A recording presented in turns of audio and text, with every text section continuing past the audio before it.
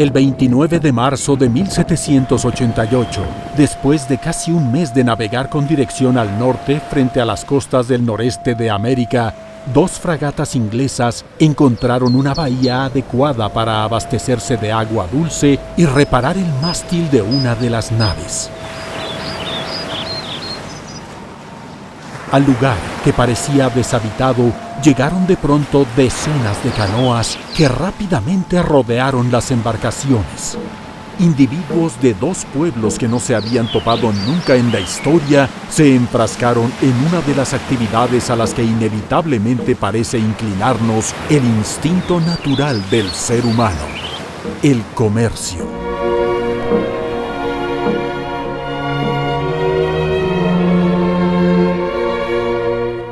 A diferencia de otros encuentros como ese, que fueron relativamente frecuentes en América durante más de 300 años, el recuerdo del acontecimiento no solo se preservó en los relatos orales y escritos de sus protagonistas, sino también, por primera vez en el continente, en una pintura de paisaje.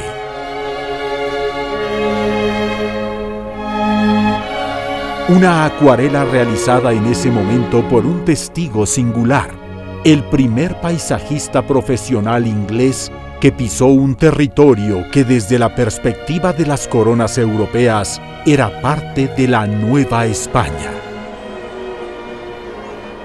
Su presencia en el lugar no era casual. Formaba parte de la tripulación de una de las expediciones que a finales del siglo XVIII, uniendo la ciencia con el arte, no solo transformaron nuestro conocimiento del mundo, sino también nuestra manera de verlo.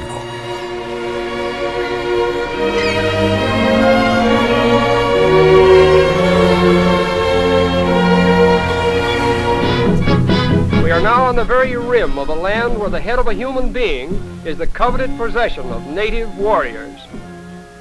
Papua has been governed by the white man for less than half a century, and even today his control extends only along the coast and very few miles inland.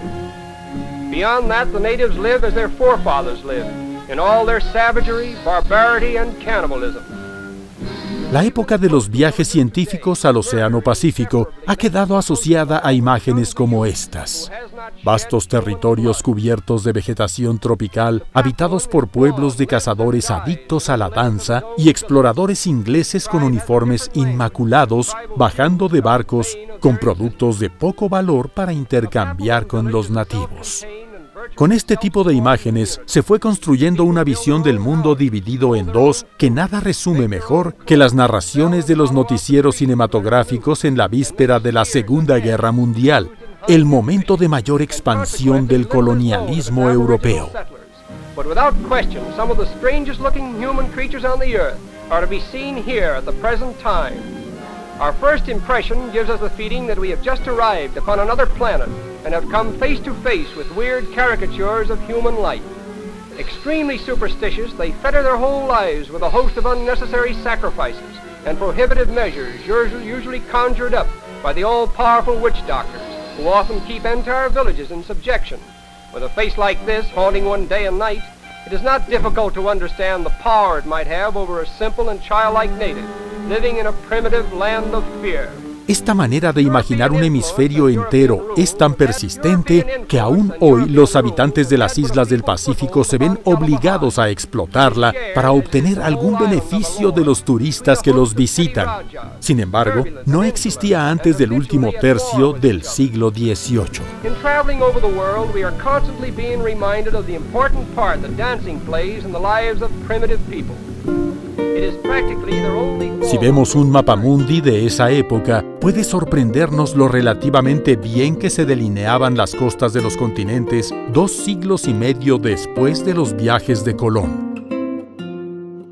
Los únicos datos que los cartógrafos desconocían por completo eran los de la costa noroeste de América, los territorios del Pacífico al sur del Ecuador y el Polo Sur. Sin embargo, aparte de mapas como este, las imágenes que poseían los europeos para imaginarse cómo eran los pueblos y paisajes de otros continentes eran muy escasas.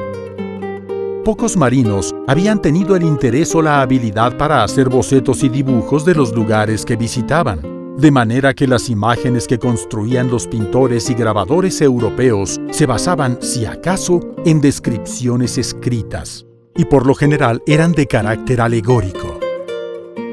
Todo eso cambió en apenas una década gracias a la publicación de una serie de libros que literalmente cambiaron la imagen del mundo y convirtieron a un desconocido cartógrafo de la Armada inglesa en uno de los personajes más célebres de su época, los libros de los viajes del capitán James Cook. De origen campesino, James Cook se había enrolado en la Marina Británica en 1755, donde fue ganando reputación gracias a su habilidad para hacer mapas. En 1768 fue promovido a teniente y se le encomendó secretamente explorar algunas islas del Pacífico Sur que acababa de visitar Samuel Wallis, un oficial de la Marina inglesa, y evaluar la posibilidad de colonizarlas. Pero en ese momento, el Tratado de París de 1763 le garantizaba a España el monopolio del Océano Pacífico. Por esas fechas, el planeta Venus estaba a punto de atravesar el disco solar, un fenómeno que solo ocurre un par de veces cada 100 años, y la Armada inglesa anunció la travesía como un viaje científico que conduciría a un grupo de naturalistas dirigidos por Joseph Banks para observar el fenómeno astronómico. Banks era un aristócrata que había heredado muy joven una gran fortuna y se dedicaba exclusivamente a lo que más le gustaba, la historia natural. No solo aceptó acompañar a Cook sin sueldo, sino que pagó de su bolsillo el viaje de 2 naturalistas más, un astrónomo, un secretario, 2 esclavos y lo que finalmente acabaría distinguiendo al viaje de Cook de todos los anteriores: 2 pintores.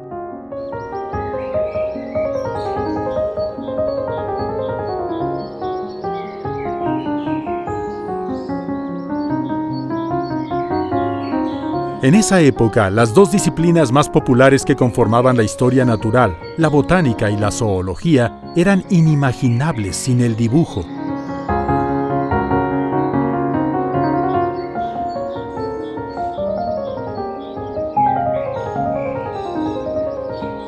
Los naturalistas consideraban esencial hacer imágenes precisas de las plantas y animales que recolectaban para clasificarlos y compararlos con las especies conocidas. Para ello, Banks contrató a 2 pintores, Alexander Buchan, que murió poco después de salir de Londres, y Sidney Parkinson, un joven de 22 años que se encargó de pintar a la acuarela las más de 700 plantas recolectadas por la expedición.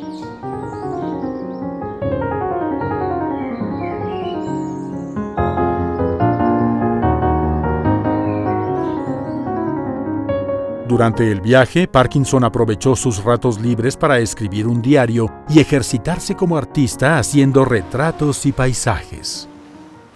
El diario de Parkinson refleja un interés estético y filosófico por el escenario y una preocupación genuina por solucionar los problemas artísticos que se le presentaban para lograr que sus dibujos y acuarelas fueran útiles para la ciencia. Se preocupó, por ejemplo, de reflexionar cómo debía representarse el color del mar o los efectos atmosféricos en los trópicos. Curiosamente, durante el viaje no pudo hacer bocetos a color porque solo tenía permiso de usar los pigmentos que llevaba para colorear los dibujos de plantas y animales. Lamentablemente, Parkinson murió poco antes del regreso de la expedición y no pudo disfrutar la popularidad que tuvo la publicación de su diario y el impacto de sus imágenes que ilustraron el libro oficial de la expedición.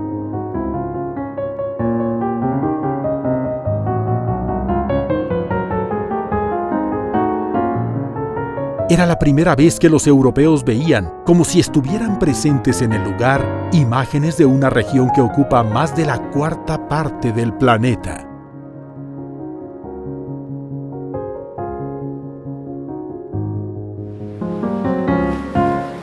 El viaje había sido un éxito para la Armada. Cook había logrado cartografiar en su totalidad las 2 islas de Nueva Zelanda y reconocer la costa este de Australia. se anunció una segunda expedición con el objetivo de comprobar si existía tierra firme en el Polo Sur. Esta vez, la instrucción secreta era tomar posesión de los territorios con los que se topasen en nombre del rey de Inglaterra.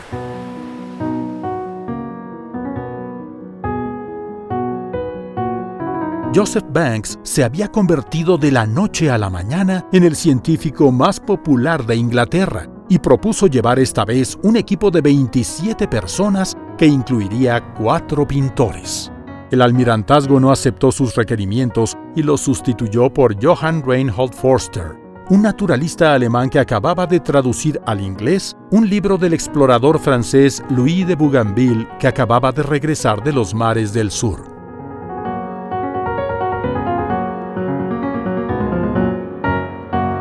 Forster propuso a su hijo George como dibujante botánico, pero poco antes de zarpar, Cook encontró otro pintor dispuesto a acompañarlos. Se llamaba William Hodges, y su participación en la expedición cambió para siempre la relación entre el arte y la exploración científica.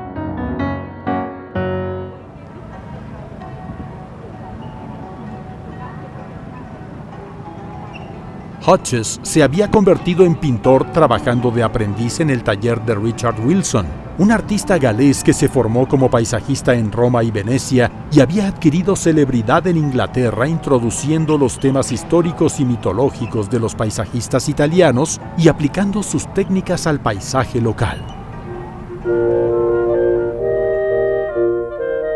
Hodges asimiló a tal grado el estilo de su maestro que hasta la fecha hay pinturas cuya autoría se atribuye indistintamente a los dos artistas. En 1772, Hodges trabajaba en Londres sin mucho éxito cuando fue invitado a unirse a la tripulación de Cook. Nunca antes un paisajista profesional había acompañado a una expedición naval. Ningún oficial lo había considerado necesario.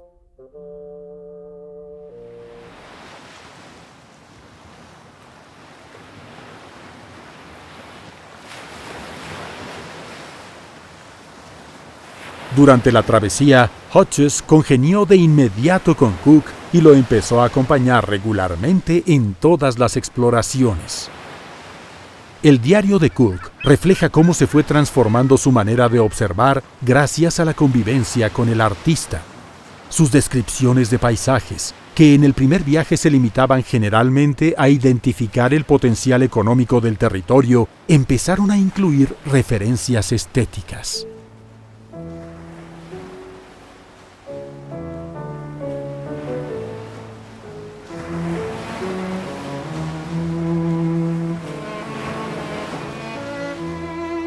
Hodges, a diferencia de Parkinson, llevaba óleos y pintó muchos bocetos a colores del natural.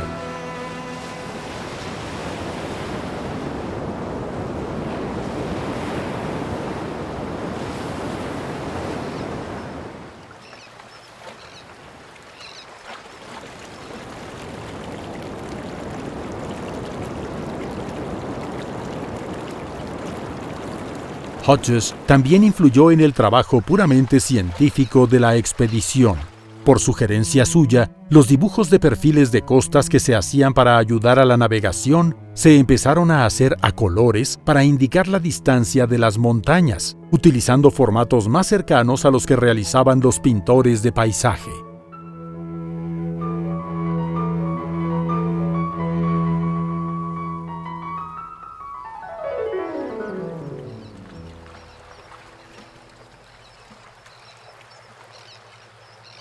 Aunque Cook no pudo demostrar la existencia de un continente austral, fue recibido como un héroe a su regreso a Londres.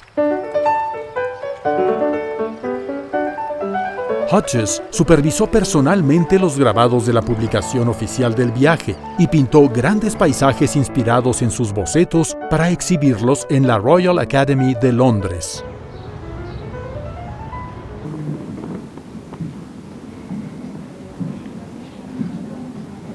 Los ingleses pudieron por fin imaginar los mares del sur en términos visuales que les resultaban familiares.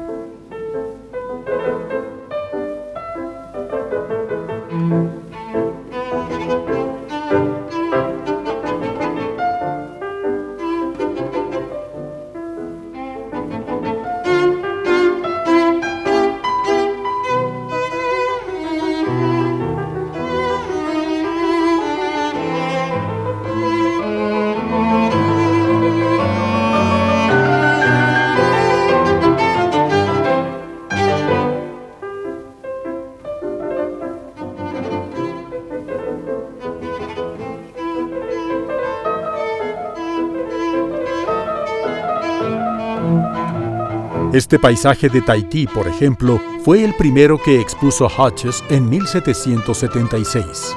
El público le reconoció un gran valor testimonial porque el autor había estado presente en el lugar representado. Aunque la obra guarda evidentes similitudes con las representaciones de la mítica Arcadia griega, uno de los tópicos más populares de la pintura de paisaje académica del siglo XVIII.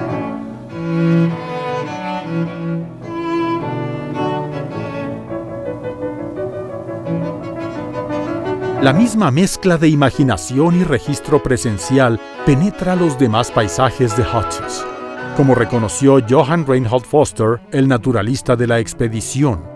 El pintor que nos acompañó tiene un gran mérito, porque supo interpretar los románticos paisajes que encontramos con gran maestría.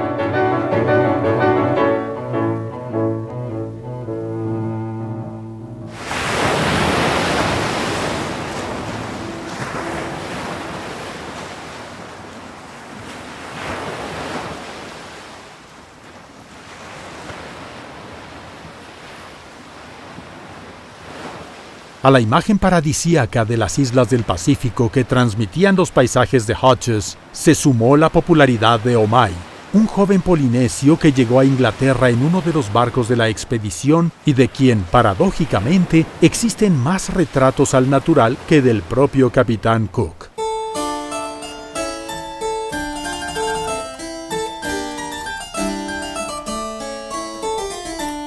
Omai fue acogido por Joseph Banks y por su amigo Daniel Solander, uno de los dos naturalistas que lo había acompañado en la primera expedición.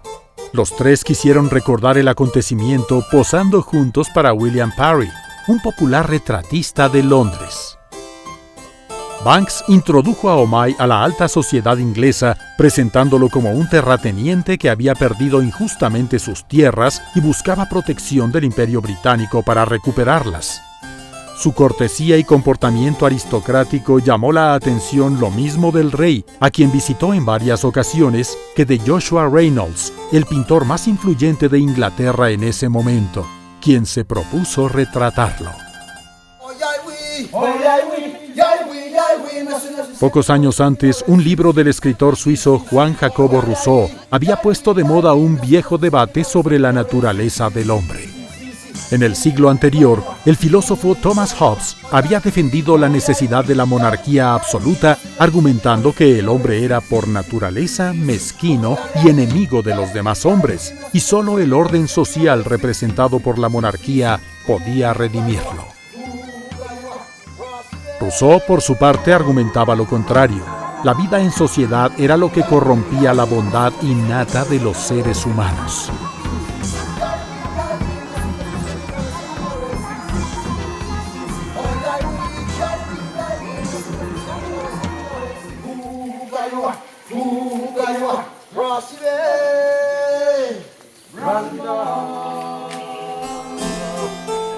La nobleza innata que parecía transmitir Omai fue reconocida por los partidarios de Rousseau como la evidencia empírica de sus argumentos. Capturada con elocuencia en el retrato de cuerpo entero que le pintó Reynolds, la dignidad con la que está representado en el lienzo parece hacer eco de las palabras del propio Cook, que había llamado Islas Amistosas al archipiélago de donde Omai era originario, en virtud de la amabilidad y gentileza hacia los extranjeros que caracterizaba a sus habitantes.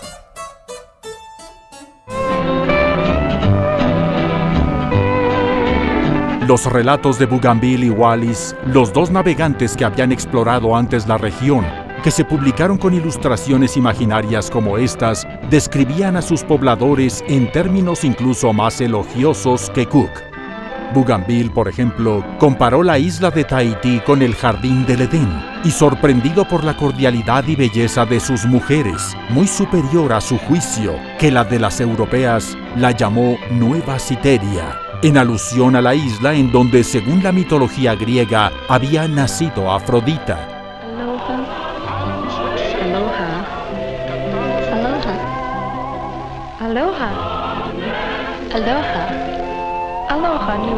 En opinión de Bougainville, Teniendo resuelto el sustento gracias a la abundancia de recursos naturales, los habitantes de los mares del sur podían disfrutar de una vida sencilla y feliz, libre de convenciones sociales.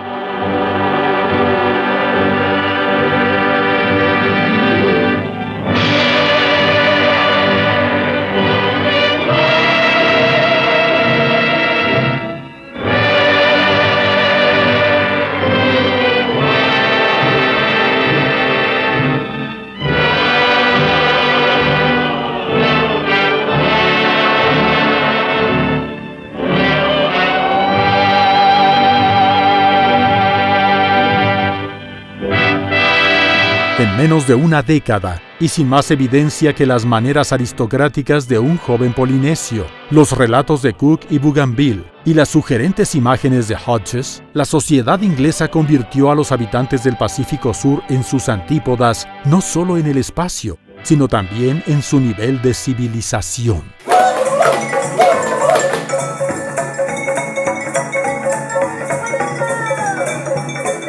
En lugar de reconocer sus prácticas sociales como ejemplos de una cultura diferente a la suya, las consideraron expresiones del hombre en estado primitivo, una idea que por siglos se convirtió en el axioma central de una ciencia que se empezaba a desprender de la historia natural, la antropología.